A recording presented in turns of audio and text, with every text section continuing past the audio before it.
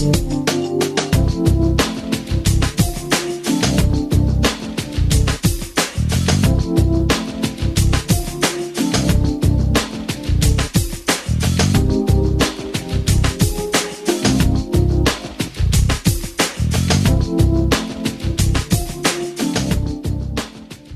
Monsieur le Ministre, bienvenue Bonjour. dans le salon Eureka Life et sur Eureka TV. Alors en tant que ministre du Tourisme, c'était important je suppose pour vous de participer à ce salon. Qu'est-ce que vous en pensez ? C'est important pour moi parce que je sais depuis quelques années maintenant que la gastronomie est un élément qui contribue à la réputation de Bruxelles.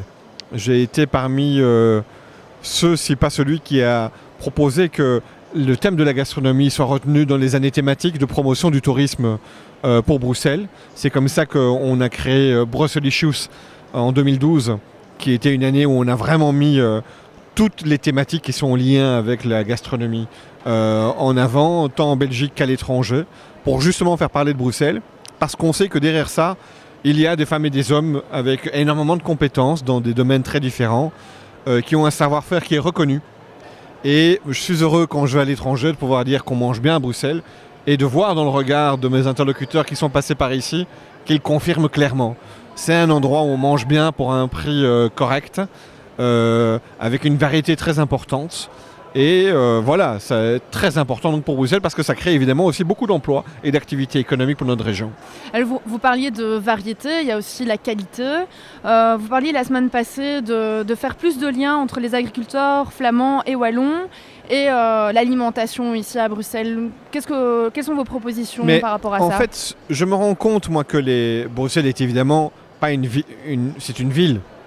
Donc on a moins de terrains agricoles forcément que dans les deux autres régions.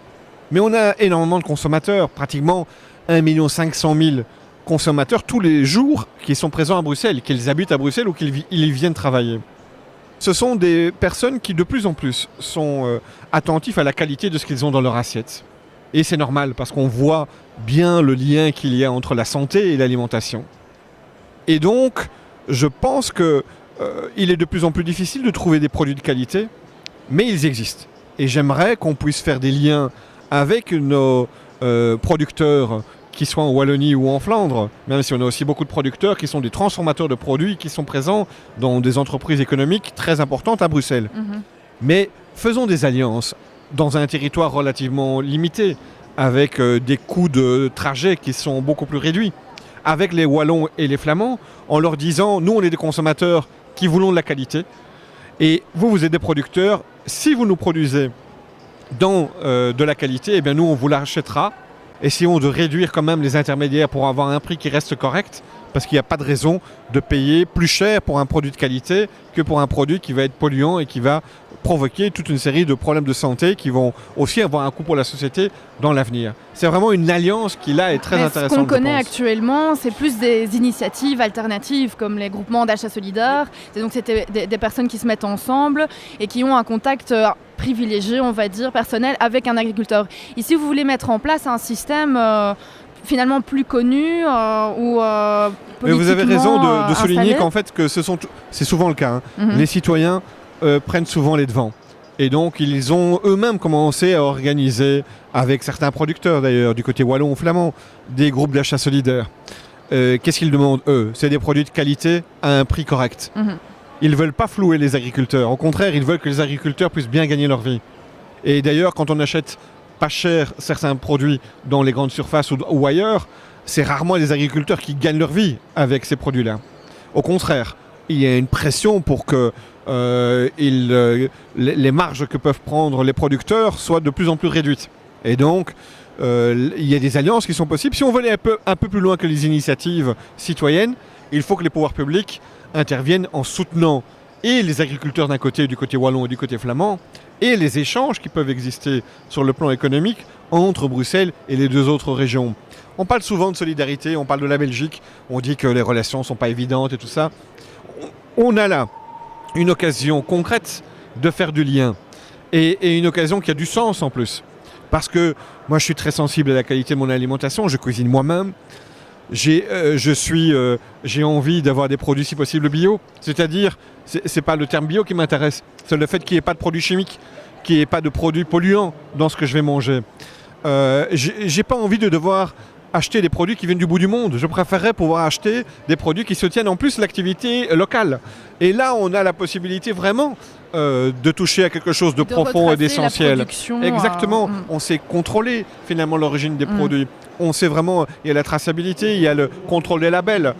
Et je préférerais, moi, soutenir finalement les gens qui travaillent tout près de chez moi, plutôt que de faire venir des produits du bout du monde, qui se retrouvent évidemment dans les grandes surfaces bien emballés, mais qui sont peut-être bio, mais qui en même temps ont fait des kilomètres et des kilomètres avant d'arriver dans notre assiette. Donc je trouve là qu'il y a une possibilité d'alliance qui est un win-win entre les trois régions, qui peut être tout à fait importante et intéressante à stimuler. D'accord. Alors vous parliez là tout à l'heure de l'ORECA, du tourisme. Derrière, il y avait énormément, des milliers d'emplois. Dernièrement, il y a eu une baisse de la TVA avec des mesures qui ont été prises, qui a suscité un certain engouement. Donc, comme l'augmentation des salaires nets des employés ou encore l'allongement de la durée de travail annuelle des étudiants. Mais l'ORECA étant quand même un petit peu inquiet, notamment par rapport à la fermeture de 3000 cafés plus ou moins sur les 2 dernières années. Donc, qu'est-ce que vous en pensez ? Alors, on est d'un côté un secteur qui offre énormément d'emplois et je pense que les pouvoirs publics doivent regarder ça.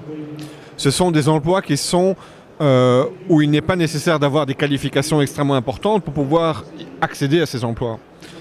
On en a donc absolument besoin. Ce sont des emplois qui ne sont pas délocalisables.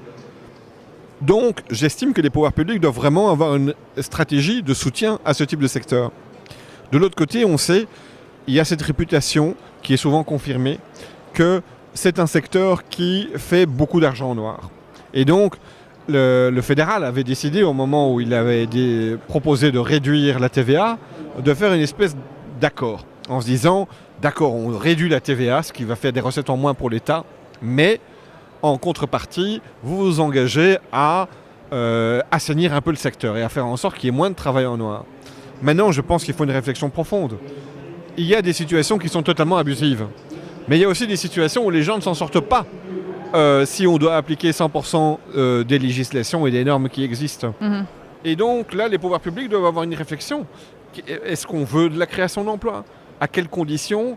Et qu'est-ce qu'on peut demander à un employeur de raisonnable par rapport au secteur dans lequel il travaille ? Je crois que là donc, il y a un dialogue très important qui doit pouvoir avoir lieu entre les secteurs et les pouvoirs publics, où on ne doit ni regarder les pouvoirs publics comme étant une machine publique qui est là pour arnaquer ceux qui entreprennent. Et de l'autre côté, les pouvoirs publics ne doivent pas regarder le secteur de l'ORECA en se disant « ça, c'est des machines à faire de l'argent en noir qui n'est pas acceptable non plus ». Si on sort chacun de ces caricatures, si on fait un réel travail pour combattre les moutons noirs qui font vraiment de l'abus, alors je pense qu'il est possible de trouver de nouveaux équilibres qui seraient à la fois positifs pour le développement de ce secteur, la création d'emplois aussi qui soient payés correctement par rapport à ceux qui y accèdent. D'accord. Et donc par rapport à l'imposition de cette boîte noire sur les caisses enregistreuses, vous pensez que c'est une bonne idée ou pas ? Écoutez, je ne connais pas suffisamment le dossier pour pouvoir donner un avis, parce que je pense qu'il faut le prendre dans sa globalité. C'est une thématique qui est fédérale, puisque c'est une compétence qui aujourd'hui est gérée par le fédéral. Et donc, je n'ai pas envie de m'immiscer et de donner un avis qui soit approximatif. Tout ce que je sais, c'est qu'on a besoin de ce secteur, qu'on a besoin de développer des emplois dans ce secteur et des emplois qui soient correctement payés. Et on a aussi besoin de soutenir ceux qui entreprennent et qui prennent des risques et qui gèrent ce type d'entreprises qui ne sont pas évidentes. Et donc, les pouvoirs publics doivent aussi être à leur côté. Donc, il y a peut-être un nouvel équilibre de mesures qui doivent être trouvées autour et à la suite d'un dialogue qui doit être fructueux. Donc effectivement, ce qu'ORECA TV pense, c'est que ici il y a eu beaucoup d'aide, mais en fait c'est pas d'aide qu'on a besoin, que le secteur a besoin, c'est des réformes. Donc c'est de ça dont vous parlez. Je suis d'accord, je comprends cette logique-là. Donc il faut, pour ça, être capable de se mettre autour d'une table, de discuter et d'objectiver les choses au maximum. En tout cas, moi, c'est de cette façon-là que je travaillerai. Oui, d'accord. Merci beaucoup, Merci Monsieur à le vous. ministre.